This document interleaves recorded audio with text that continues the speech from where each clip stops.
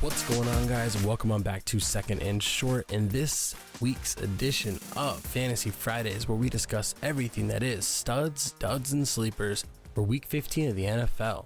My name is Tyler Lauder, joined with my co-host Aaron Ben. Aaron, how are you doing today?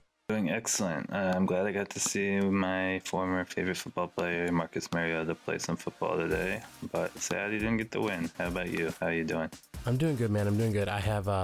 I'm alive in about 5 leagues still, so I got some hope. A couple of leagues I'm favored to win as I'm the higher seed.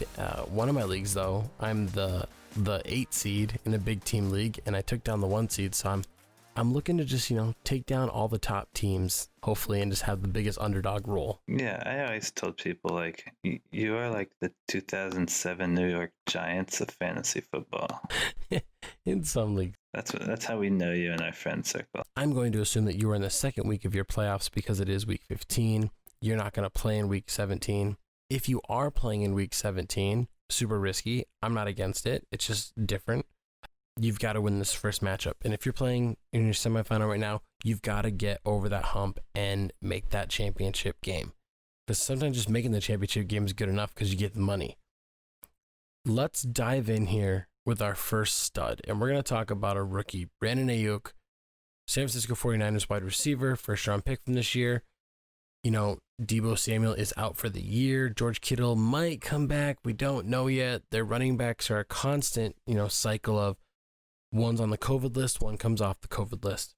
One's injured, one's now healthy. Brandon Ayuk last week, destroyed. Right, he started off the season kind of slow, but lately he's been doing well. Last week against Washington, he had 16 targets, 10 catches, 119 yards. This week he's going up against Dallas, we know how good Dallas is at defense. I think this is a no-brainer for a player that you know is going to have a good game. Yeah, and the biggest thing here is that last week, Brandon Ayuk had 10 catches, 16 targets, 119 yards, no touchdowns, but still a massive week. And he gets an even better matchup here. And I think he's going to get that touchdown this week because the Dallas Cowboys have allowed 28 receiving touchdowns on the year. Almost 3,000 passing yards have been thrown against them. Their red zone touchdowns are about 20. They don't get a lot of interceptions. They don't force a lot of turnovers. Their defense is on the field for a lot of the game. And I think that's going to lead to Brandon Ayuk racking up a nice, steady day. I agree. And another thing that I think sometimes doesn't get talked about in football, a huge thing is the momentum. Like you see teams get hot at the right time of year and go on to win the Super Bowl. Brandon Ayuk has gotten hot lately. 4 games in a row, he's had at least 20 points in PPR leagues. So I think, especially with Deebo Samuel kind of injured on and off the field, I think Brandon Ayuk really is showing what he can do. Yeah, I have Brandon Ayuk going for a pretty big day as well. I think he is going to get 9 receptions, but for much more yardage, I'm going to give him 128 yards, and I'm going to give him 1 touchdown on the day. I wouldn't be surprised to see him get a carry or 2 as well. He is one of our studs for the week. Now, our next stud for the week is at the tight end position, and that is tight end Mark Andrews. Somehow, in PPR formats, Mark Andrews, which we know he missed 2 games because of COVID. We also know that he was, battered up a little bit this year.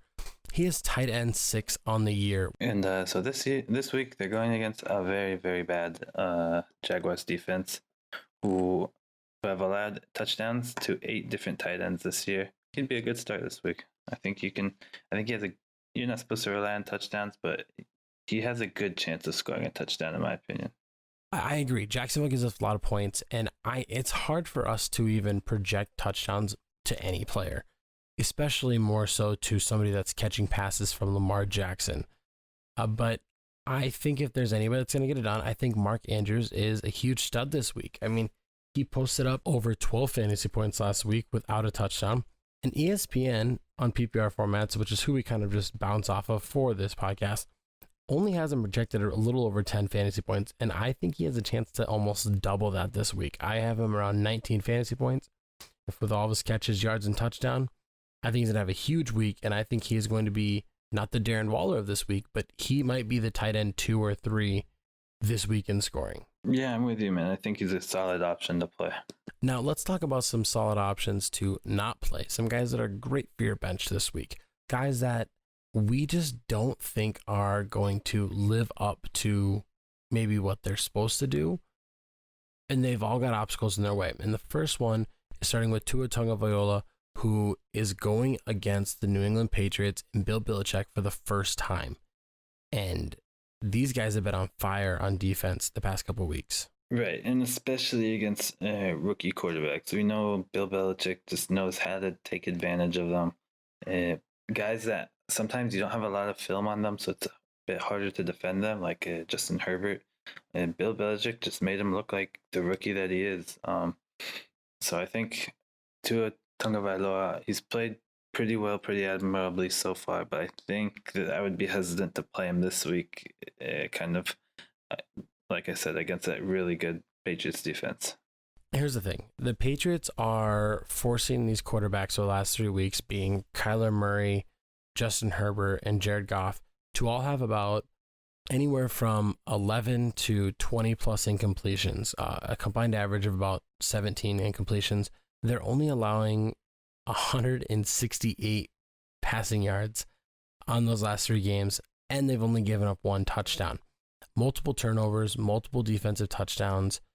It's the fact that not only is the defense playing really well, but they also played well against Miami in week 1.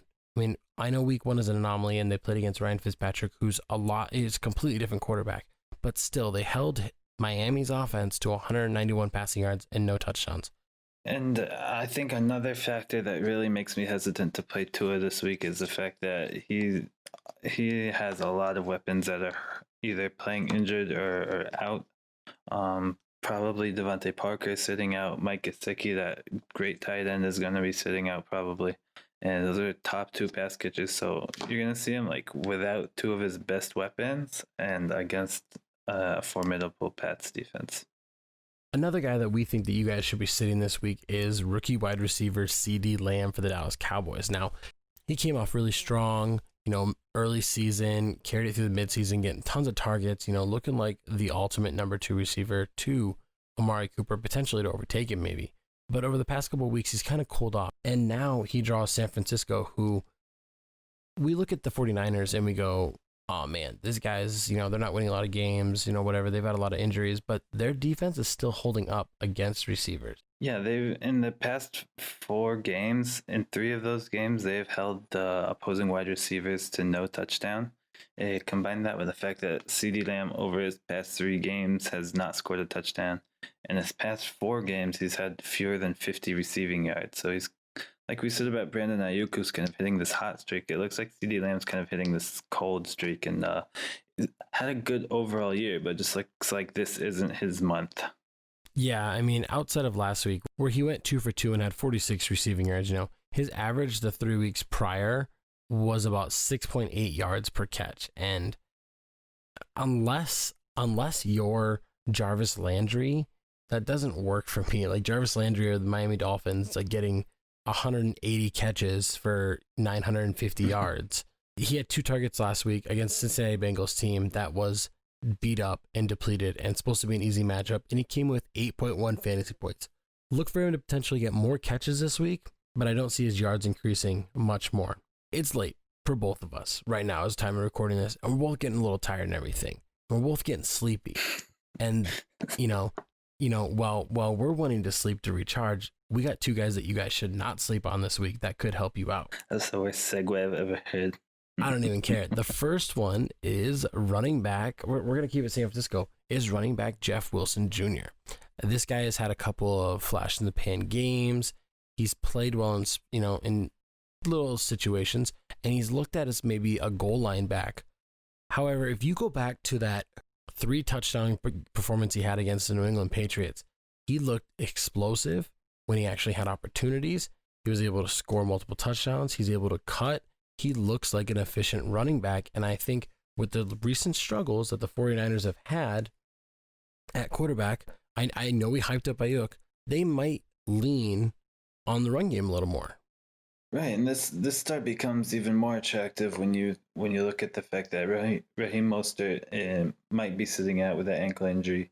If he is, and I can't see any reason not to start Jeff Wilson unless you've got the Daniel Tomlinson, Adrian Peterson in your starting running back spots. I wouldn't hesitate to start Wilson over anyone. Yeah, and he's proved to be quite an efficient runner when he had the opportunities. I think what makes him look so good here is that he has been, I don't know if you rank them all, he's probably San Francisco's fourth running back if they were all healthy.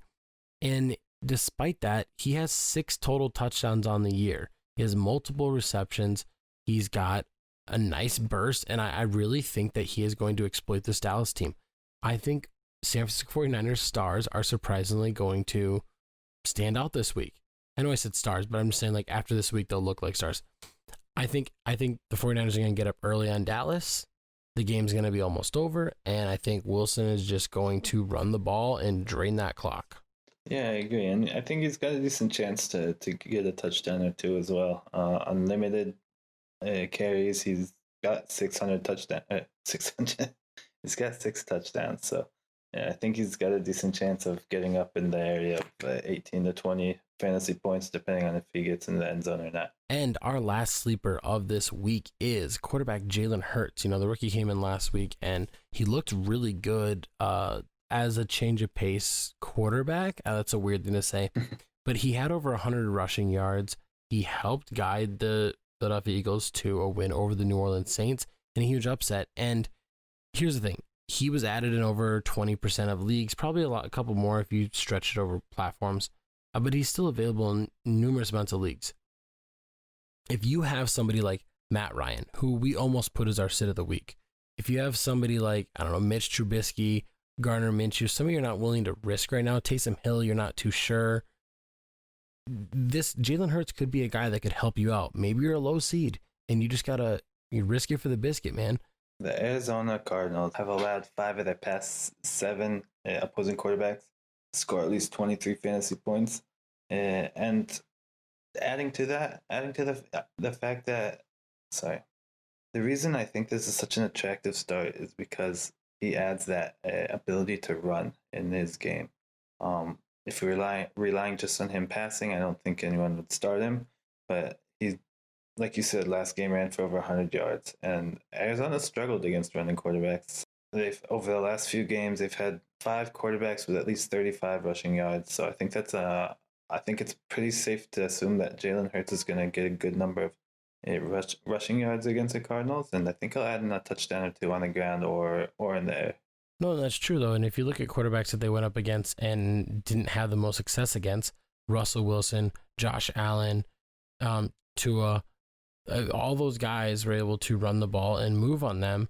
Philadelphia, this is weird, man. Philly might actually get a surprise here, and they might actually beat Arizona, who obviously, I don't know. I don't think they're that good. You might not think they're that good. I think Arizona's overperforming, but I honestly think that Jalen Hurts has a chance to exploit, and this is just how it's going to work. It's just going to work this way, and we can discuss this later on a not fantasy episode, but that's how the sports world works. People are still saying Carson Wentz is the guy, but if Jalen Hurts can string together multiple wins, it's going to be hard for them to go back. And Jalen Hurts is a winner. That's the biggest thing there. And while he's a rookie, people haven't quite figured him out yet. You know what? Just play that dink and dunk offense where you're going to run the ball a lot, and you have a good chance of getting a victory here. And I think Jalen Hurts has a chance to score over 20 fantasy points this week. Yeah, like you said, real boomer bust prospect. And I think if you're desperate enough, he may just be the player to do that for you in the playoffs here. And that is going to do it for us here on Fantasy Fridays, where we just discussed our studs, duds, and sleepers for Week 15. And hopefully these guys can help get you guys to your championship next week. Be sure to click that subscribe button down below to stay updated on everything that is second and short. We had several subscribers over this past week. Thank you guys very much. Be sure to click that like button, as a thumbs up is the cheapest way to support the podcast. If you guys want to check us out on other platforms, we are on social media such as Facebook, where we're updating every post, every episode, and we're also on Twitter, where we try to keep it interactive with polls and whatnot, and then on Instagram, where we have midweek posts as well, news updates, discussion points, things like that. Join our pick'em every Sunday before the games. And feel free to send us a DM wherever you want, whatever platform, whatever time of day. I'm going to say it again. Go out there, win that semifinal matchup, and hopefully you guys get the championship. Thank you guys for listening. Have a good day.